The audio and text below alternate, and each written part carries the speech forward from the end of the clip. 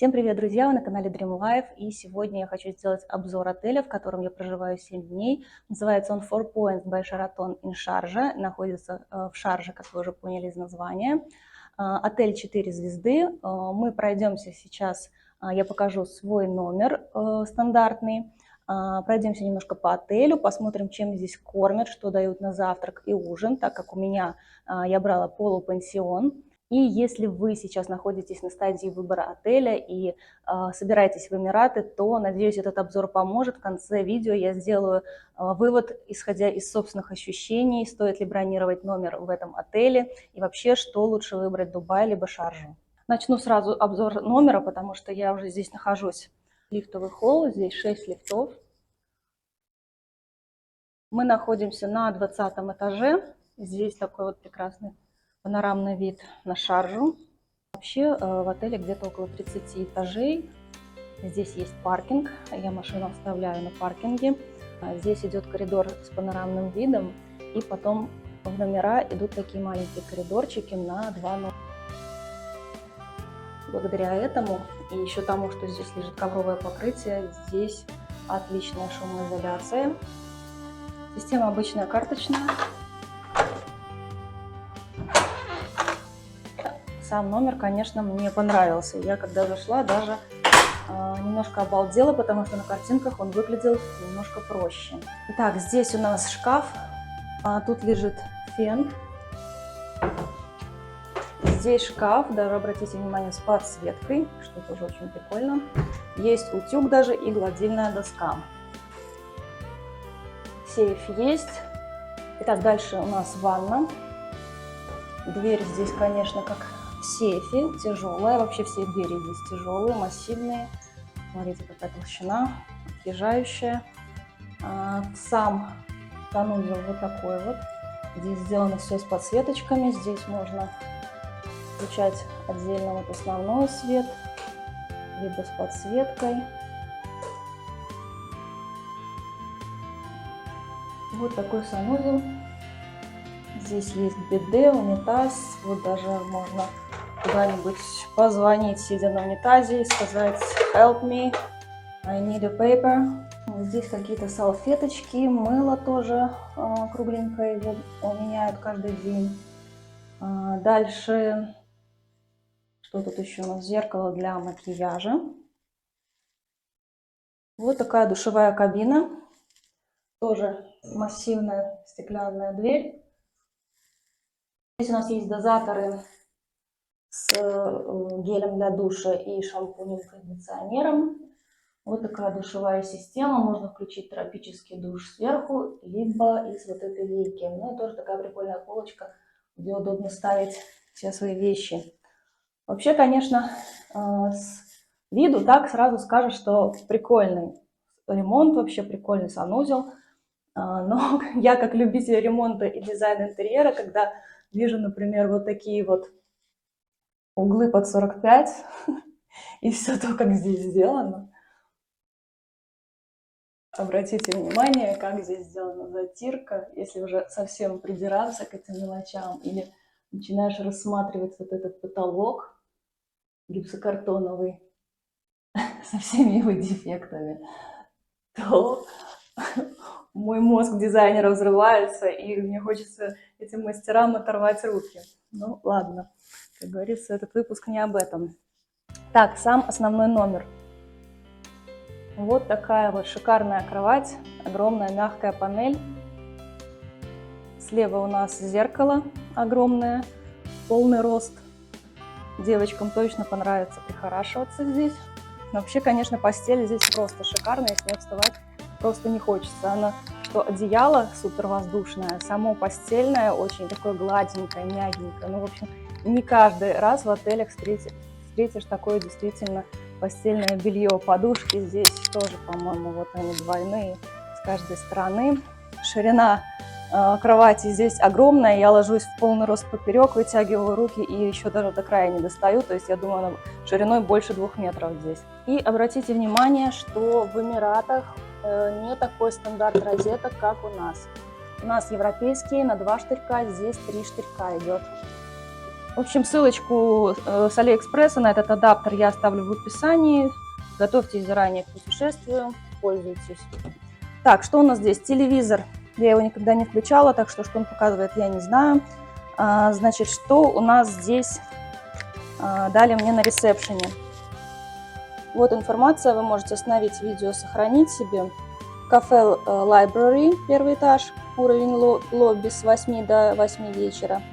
И основной ресторан на втором этаже. Завтраки здесь с 6:30 до 10:30, обед 12:30 часа, ужин 18:30-11. То есть вы можете, если у вас полупенсион, менять, например, брать либо завтрак и ужин, либо завтрак и обед. Бассейн у нас здесь работает с 8 утра до 8 вечера на 7 этаже. Мы туда потом, наверное, еще сходим. To do, что делать. Ну, здесь тоже особо важной информации никакой нету. Тоже на 2 языках, на английском. То есть это то, что можно посетить в Шарже. Так, в номере всегда есть бутилированная вода, ее пополняют при уборке. Дальше. Сок это уже мой, я его покупала в магазине. Кстати, соки тут неплохие, лучше гораздо, чем у нас. Они такие прям, вот если берешь апельсиновый сок, то там прям видно плавает мякоть. В общем, похоже примерно на наш Рич. И такого же плана соки будут в ресторане на завтрак и ужин. Дальше здесь есть чашечки, чай, кофе, сахар, кофе, тут молоко, чтобы сделать капучино. И чайник. Чайник, конечно, тут вообще отпад. Смотрите, какой у него шнур. В общем, он привязан к розетке. Шнур, наверное, сантиметров 7. Там он есть телефон, все стандартно, кресло, столик, ну и вот такой вот вид из окна на соседнее здание. Кстати, это 2 здания-близнеца, находятся рядом, то есть наше здание выглядит точно так же. Справа город и слева почти что красивый вид. Сейчас я вот тут пройдусь по краешку. В общем, если вы хотите насладиться красивым видом, то вон там вот видно кусочек такой, там есть остров, на котором находится парк с колесом обозрения. Ну, в общем, неплохая заявочка на хороший вид, но, увы. Так, здесь забыла показать, есть еще холодильник. Правда, если честно, он так морозит, что почти не морозит. Он пустой, здесь нет никакого мини-бара. Дверка вот, кстати, снаружи вообще она теплая, горячая даже. А внутри, ну, такое себе охлаждение. Скоропортящегося я бы не советовала сюда особо ложить. Или какой холодильник достаточно условный. Водичку немножко охладить сможете.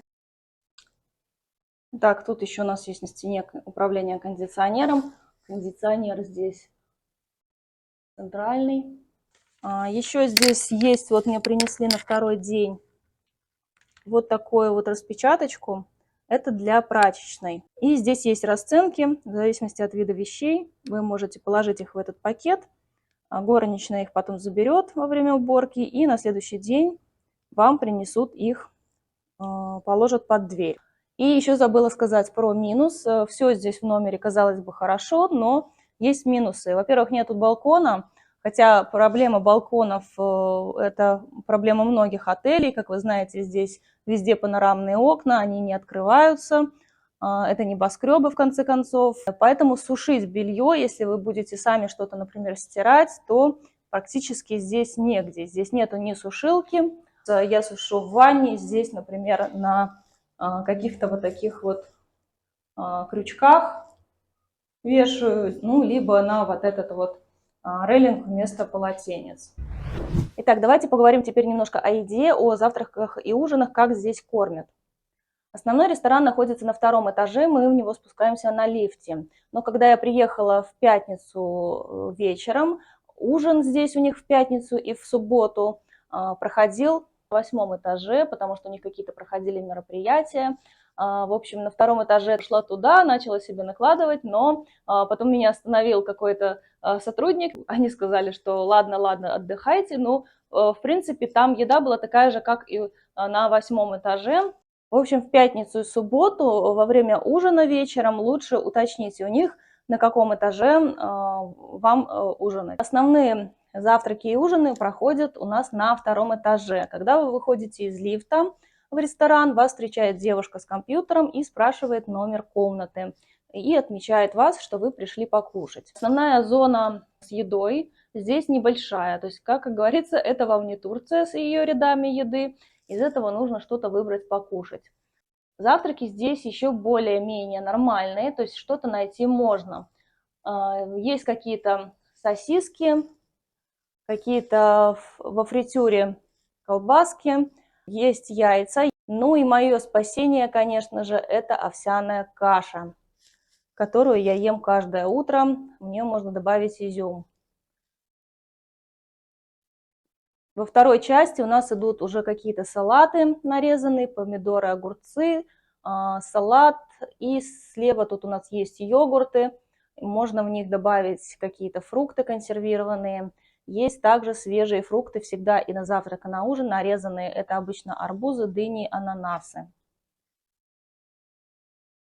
Дальше на завтрак здесь предоставляются вот чашечки и кофемашина. Можно сделать себе чай, кофе. Здесь можно налить соки. Соки обычно здесь бывают яблочные, апельсиновые, манго и еще какой-то, по-моему, ананасовый. В общем, соки здесь достаточно вкусные, лучше, чем в Турции. В Турции они порошковые, здесь они более натуральные. Можно за 5 дирхам заказать свежевыжатый сок. Ходят постоянно официанты, предлагают вам что-то принести, воды, например, либо кофе, если вы сами не налили. Ну и также убирают сразу после вас тарелки, как только вы поели. А вот с ужином все гораздо сложнее. Выбора здесь еды очень-очень мало. Большинство еды здесь острое на вечер. И найти что-то мясное здесь прям проблема. Я иногда прям мучаюсь и остаюсь, не голодная, конечно, но выбираю, как говорится, наименьшее из зол. Потому что здесь очень много индийской еды наготавливают. Вот в этих чанах можно увидеть какие-то красно-коричневые жидкости с какой-то едой, с какой-то фасолью, непонятно чем. В общем, в названиях ничего не понятно. Главное слова – это Indian и карри. Этого достаточно, чтобы это не брать. Иногда бывает рагу с мясом.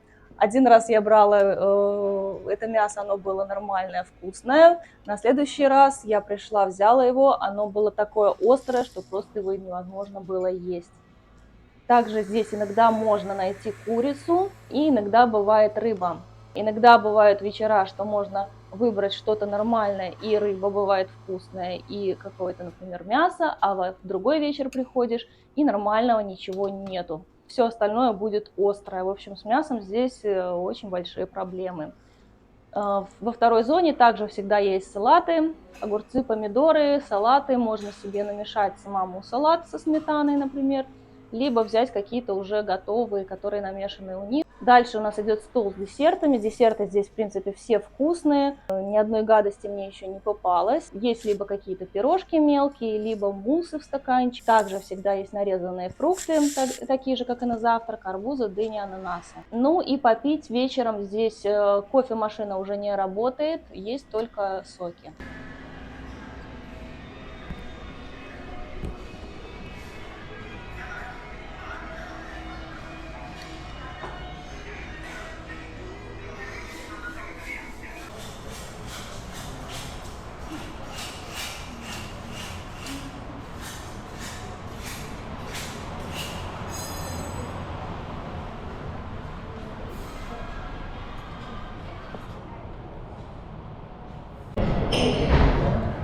Что я себе набрала всего понемножку, потому что не знаю, что из этого сегодня будет съедобное и не острое.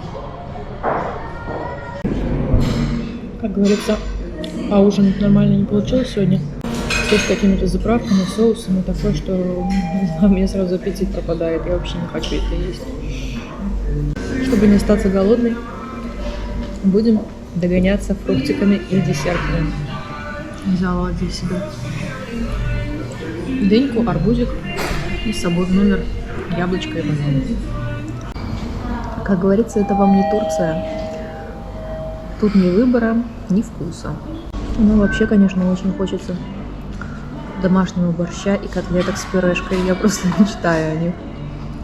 Если вы хотите нормально кушать, то, конечно же, выбирайте либо отель дороже, либо вообще берите тогда без ужинов, например, только завтраки, и уже питайтесь где-то в кафешках или в каких-то пиццериях. Давайте спустимся сначала на основной уровень, это уровень G. Там находится лобби и ресепшн. Вот в лифте есть информация, на каком этаже что находится.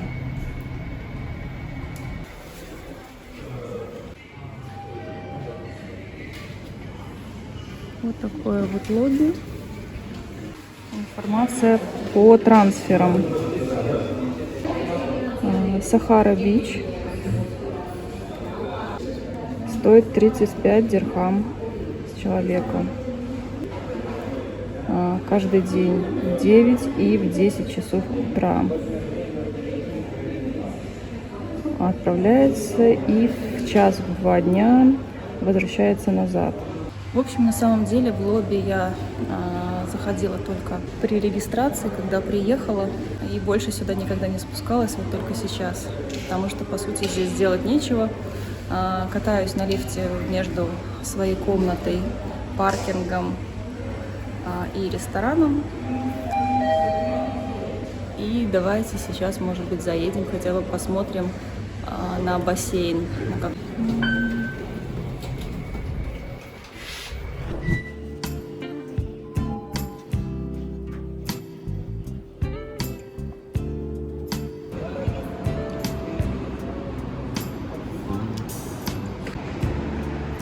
На этом же этаже, если пройти дальше, здесь есть еще вот такой бассейн, но он совсем мелкий, наверное, для детей, какой-то лягушатник. Вон там сверху еще какой-то бассейн. Сейчас попробуем добраться до него. Здесь стоят шезлонги, там много кто-то отдыхает. И давайте попробуем подняться выше, что мы там увидим. Ну и тут вот уже посерьезнее бассейн. 1,88 метра.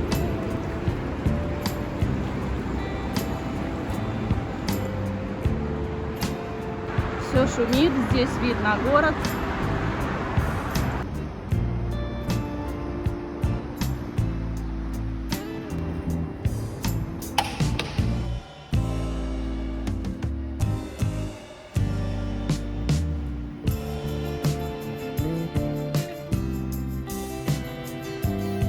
А вот тренажерный зал.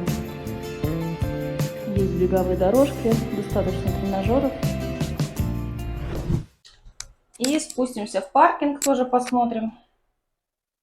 Может быть, вам будет полезно. Паркинг здесь находится не с главного входа в отель, а нужно объезжать. Я на карте нарисую.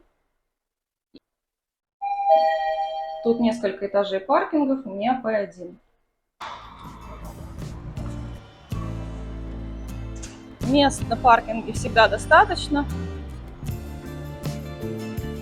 так что можно спокойно припарковаться. Паркинг бесплатный в этом отеле. Итак, расположение отеля относительно Шарджи достаточно неплохое. Я его как раз таки выбирала по этому расположению, потому что он находится на такой оживленной улице. Рядом с ним есть парк в пешей доступности. Можно также пешком где-то километр дойти до такого острова, на котором находится парк развлечений с колесом обозрения.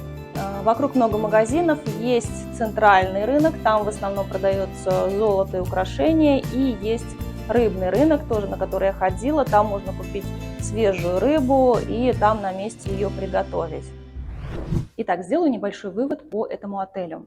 Значит, номера в отеле шикарные, лучше даже некоторых пятерок в Турции, к ним вопросов нет вообще. Ну, за исключением, как проблема во многих отелях Эмиратов, это нет балкона. Дальше есть вся необходимая инфраструктура, это бассейны, тренажерный зал, сауна, ресторан отдельный. В общем, в принципе, всего достаточно. Минусом является платный трансфер на пляж 35 дирхам, потому что некоторые отели предоставляют бесплатный трансфер. Если вы хотите именно пляжный отдых и каждый день ходить на пляж пешком желательно, то лучше, конечно, выбирать пляжные отели, но они, как правило, уже в разы дороже. Плюсом является расположение его именно относительно Шаржи.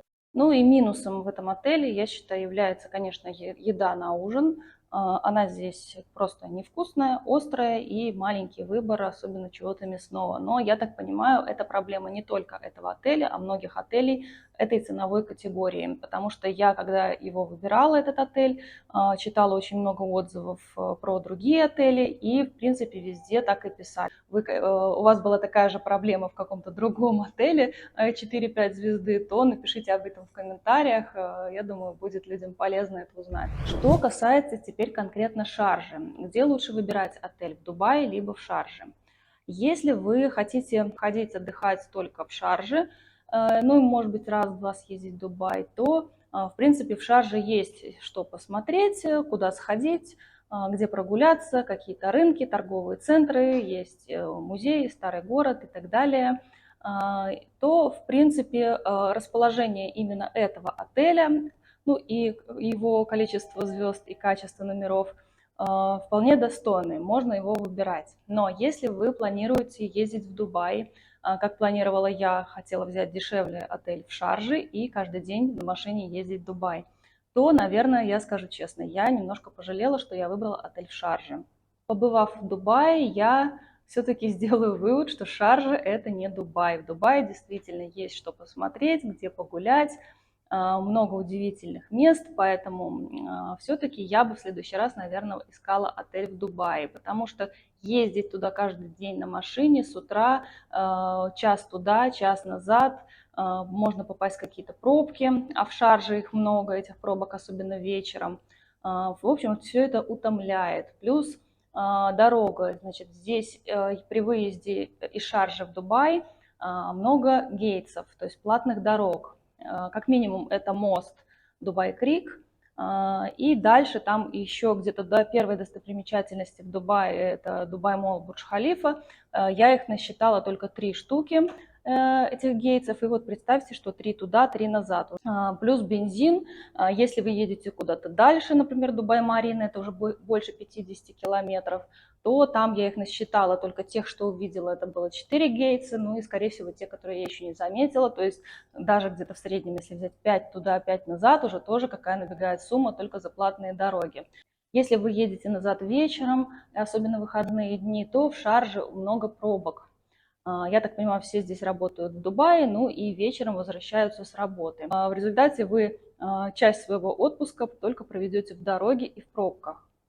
Если даже вы не будете брать машину на прокат, а добираться другим способом, например, на такси, то такси тоже будет стоить достаточно дорого, потому что при переезде из Шаржи в Дубай таксисты берут только дополнительно 20 дирхам за это, плюс проезд тоже по платной дороге.